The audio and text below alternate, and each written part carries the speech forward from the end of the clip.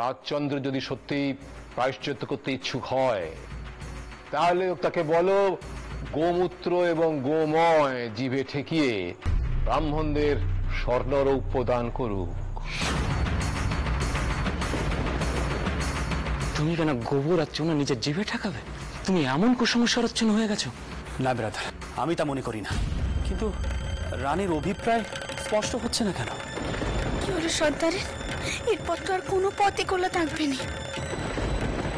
দাদা, বাচস্পতি মশাই অপেক্ষা করছে। আজ তোমার সমস্ত দুর্নাম ঘুচুক, এই ব্রাহ্মণ সমাজ জানুক যে তুমি কত নিষ্ঠাবান। চল চল বলছি, চল।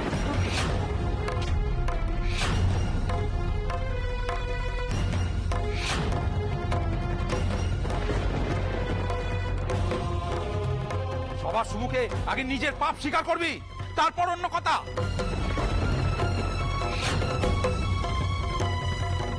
সর্দার, এসব কি হচ্ছে? আর তুমি কোথা থেকে এলে? ছোট কর্তা, এই হতচ্ছাড়া গরিবের খাবারে বিষ মিশিয়েছিল।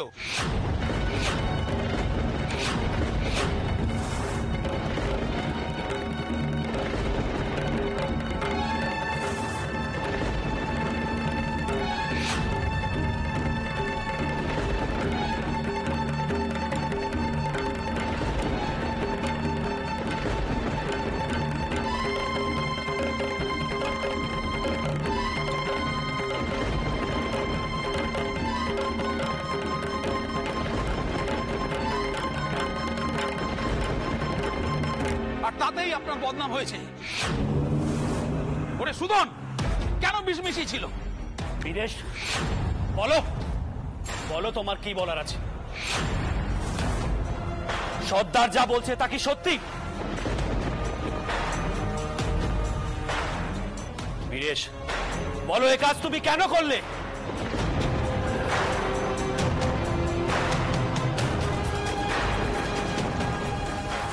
শুধু শুধু একজন নেটেল এমন কাজ কেন করতে যাবে?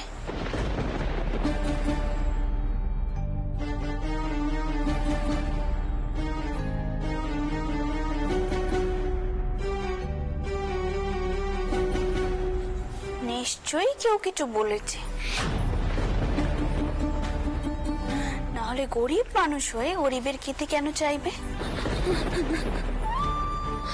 আমার কোনো দোষ নেই, আমার কোনো দোষ নেই। আমায় বিশ্বাস করুন, বিশ্বাস করুন, আমায় আমায় ওই অভয় কর্তা বলেছিলেন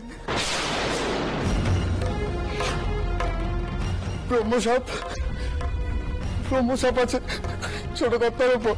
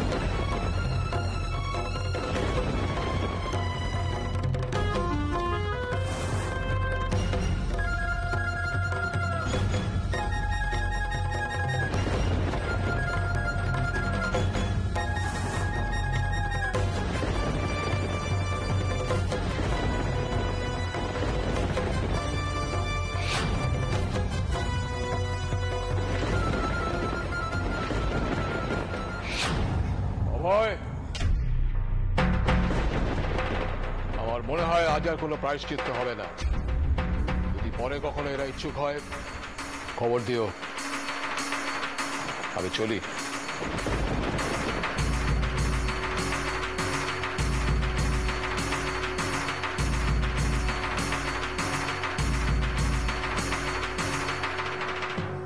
অভয়চন্দ্র, তাহলে কি ব্রহ্মসাপ সত্য করার জন্যই ছিল এই খেলা? এটাই কি ছিল তোমার চাল? শুনছেন, তাক না এখন এসব কথা। না বৌঠান, এর একটা ফয়সালা হওয়া প্রয়োজন। বেরাদার, আমার ভাইয়ের সঙ্গে আজ আমার বোঝাপড়া হবে। যদি কিছু মনে না করো, দয়া করে আমাদের একটু একা ছেড়ে দাও। নিশ্চয়ই বেড়াদা, নিশ্চয়। এতে মনে করার কি আছে? চলে, এই চলো সব। আসি বেড়াদা।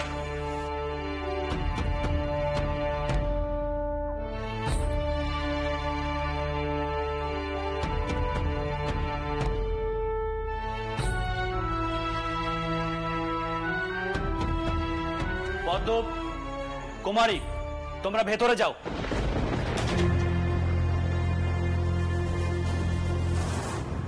সর্দার, ছোট কর্তা, বীরেশকে এখন নিয়ে যাও। আগে অভয়ের সঙ্গে কথা বলি, তারপর বীরেশের সঙ্গে আমার বোঝাপড়া হবে। ভাগ্যি রানীমা ঠিক সময় আমায় খবর দিয়েছিলে, নইলে শয়তান ছোট কর্তার খেতি করতে এসছিস তুই। চল চল আমার সঙ্গে, চল চল।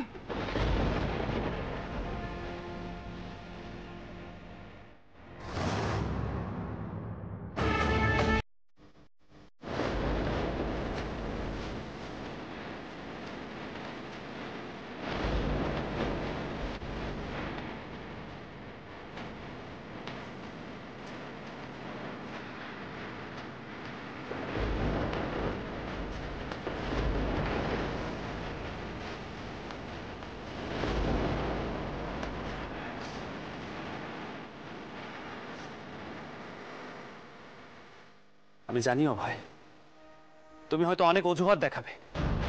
হয়তো বলবে এ কাজ তুমি করনি, অথবা এই কথাও বলতে পারো এ কাজ আমি করেছি, বেশ করেছি, আবার করব। কিন্তু অভয়, আমি তোমার কাছে জিজ্ঞেস করব না এই কাজ তুমি করিয়েছো কিনা, কারণ তোমার মুখ দেখে বোঝা যাচ্ছে তুমি অপরাধী।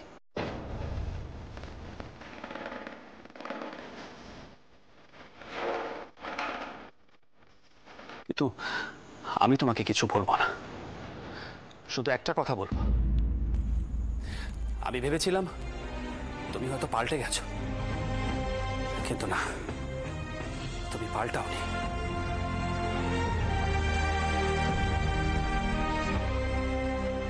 আমি হেরে গেছি, আমি একেবারে হেরে গেছি।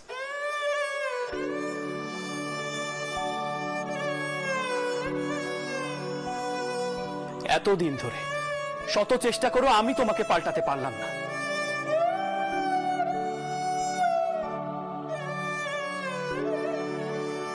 সত্যি আমারই হার হলো।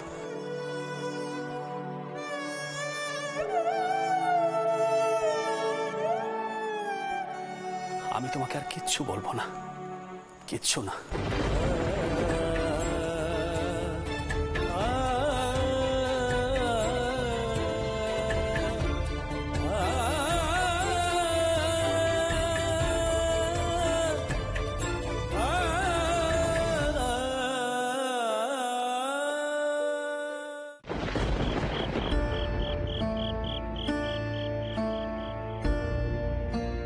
আমি হেরে গেছি, আমি একেবারে হেরে গেছি। এতদিন ধরে শত চেষ্টা করো আমি তোমাকে পাল্টাতে পারলাম না। সত্যি আমারই হার হলো। আমি তোমাকে আর কিচ্ছু বলবো না, কিচ্ছু না।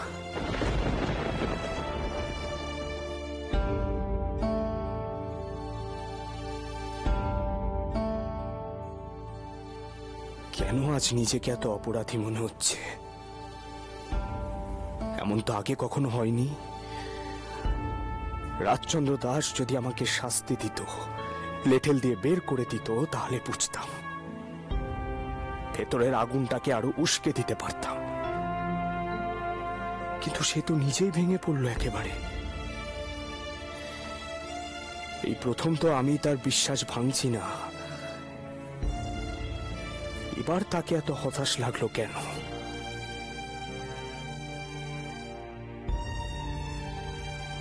আপনি কি সব জামা কাপড় নিয়ে যাবেন? এবার আপনার তোরঙ্গ গোছাবো। মানে কোথায় যাব আমি? শুধু আপনি নয়, আমি, মাধব, বাবা, মা সকলকে এবার এই সংসার ছেড়ে চলে যেতে হবে। কারণ আপনি যা কাণ্ডি করেছেন, এরপরে এই সংসারে থাকা তো দূরের কথা, দিদি আর বড়টাউরের সামনে দাঁড়ানোই যাবে না। বউঠান কিছু বলেছে তোমায়? না, দিদির সম্মুখে গিয়ে দাঁড়ালে তবে না বলবে, আর সে সাহস আমার আর এখন নেই। যা হয়েছে সবকিছু আপনার জন্যই হয়েছে, আপনি দায়ী। জানি জানি সরোজ, সব আমার ভুল।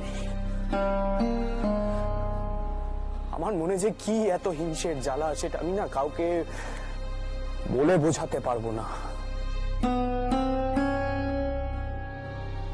সবসময় মনে হয় আমি আমার ন্যায্য পাওনা, সম্পত্তি, প্রভাব প্রতিপত্তি, সমস্ত কিছু থেকে বঞ্চিত হয়েছি।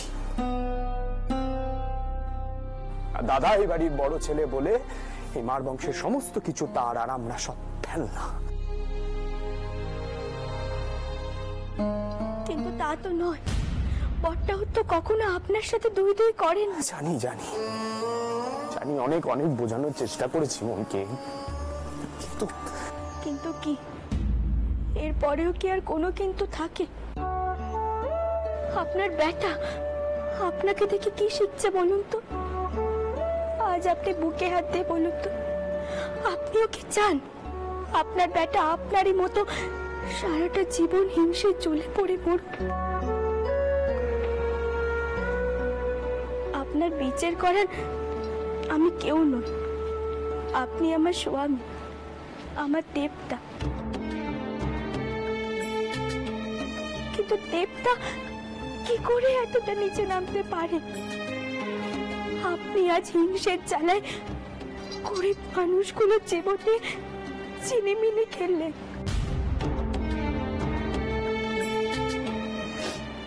এর পরেও কি আপনাকে দেবতা মেনে আমায় পেন্নাম করতে হবে?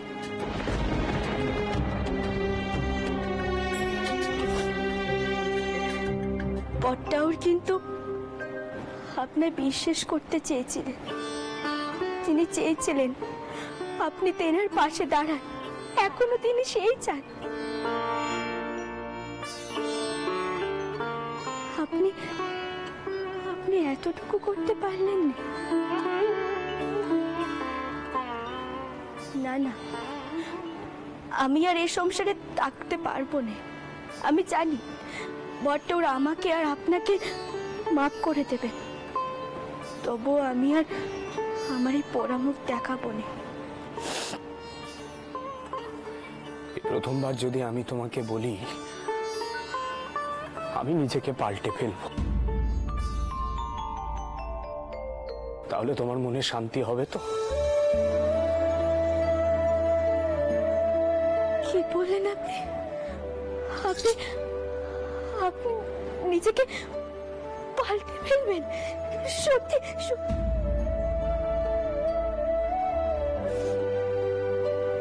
নাকি আবার আর পাঁচটা মিছে কথার মতোই? সরোজ, না না না, তাকাও তাকাও আমার দিকে, কেঁদো না।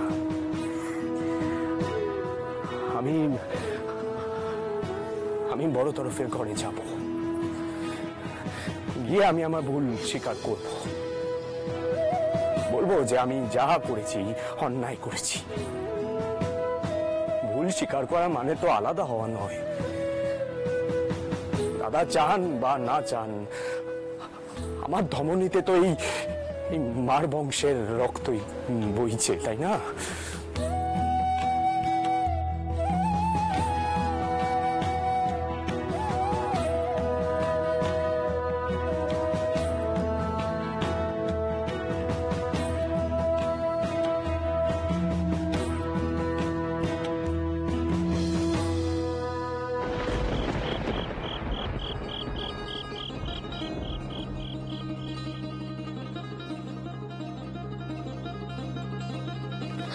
আমার কোনো দোষ নেই, আমার কোনো দোষ নেই। আমায় বিশ্বাস করুন, বিশ্বাস করুন, আমায় আমায় এই অভয় কর্তা বলেছিলেন।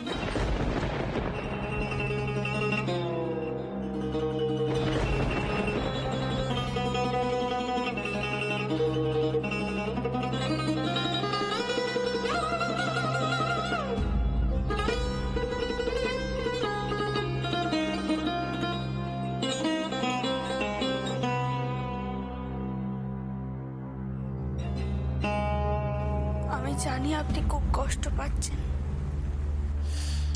এমন ভাবে কষ্ট পাবেননি। এই জগৎ সংসারে তো আপনার মতো মানুষ নেই। আপনি হলেন দেবতা, আর বাকিরা মানুষ।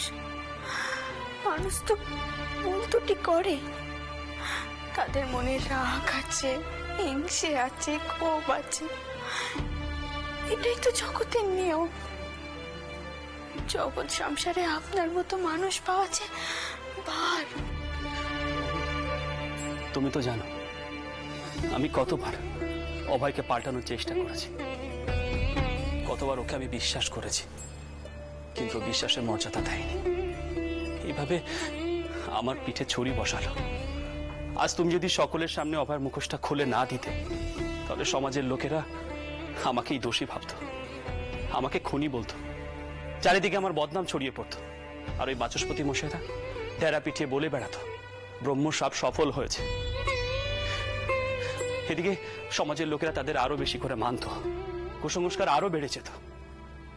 ছি ছি, এইসব দিক কেউ একবারও চিন্তা করলো না। আমি তো বলছি আপনি মানুষ নন, আপনি দেবতা। জানি আমিও মানুষ, আমারও কষ্ট হয়, দুঃখ কষ্ট অভিমানের ঊর্ধ্বে আমি নই রানী। কতগুলো বছর হয়ে গেল দাদা আমাকে ছেড়ে চলে গেছেন, বাবা মশাইও চলে গেল। একমাত্র অভয় ছিল যে আমার পাশে দাঁড়াতে পারত।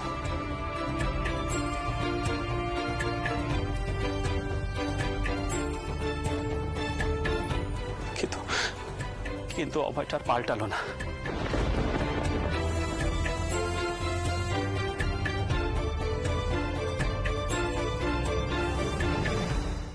একমাত্র অভয় ছিল যে আমার পাশে দাঁড়াতে পারত, কিন্তু অভয়টা আর পাল্টালো না। সে আর কি চায় বলো তো? ওকে আপনি ক্ষমা করে দিন, তাহলে দেখবেন মনে শান্তি পাবে। আর আপনাকে তো মাধবের দিকটাও দেখতে হবে, তার তো একটা ভবিষ্যৎ আছে।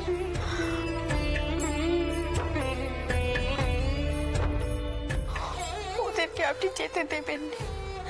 সংসারে একসাথে থাকতে হলে টোকাটুকি তো লাগবে। আপনি হলেন বড় দাদা, বড় দাদার কর্তব্য ছোটদের মাপ করে কাছে টেনে নেওয়া।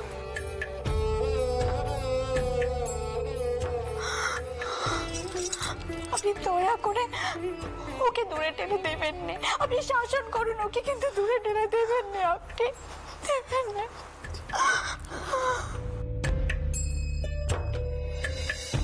দাদা,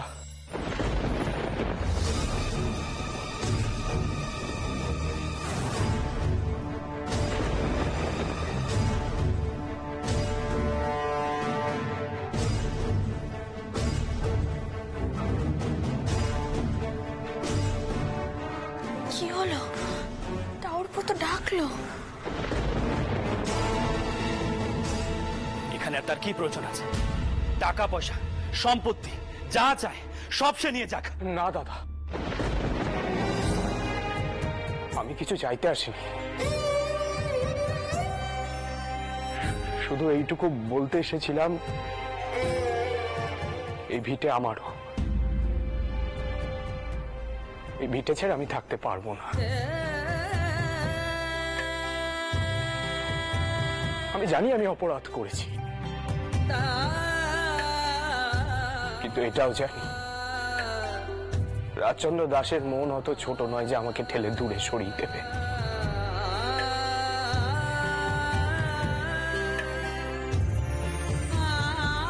বৌঠান, আপনি বলুন না দাদাকে, আজ আমি আমার নিজের ভুল বুঝতে পেরেছি। যদি ক্ষমা করতে পারে তাহলে এই সংসারের অংশ হয়ে থাকার চেষ্টা করব।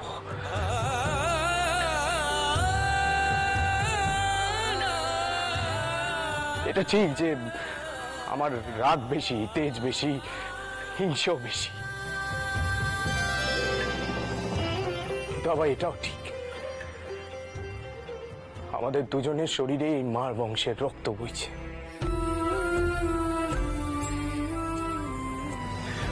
হয়তো মতের মিল হবে না, কিন্তু আমরা এই বংশেরই থাকবো।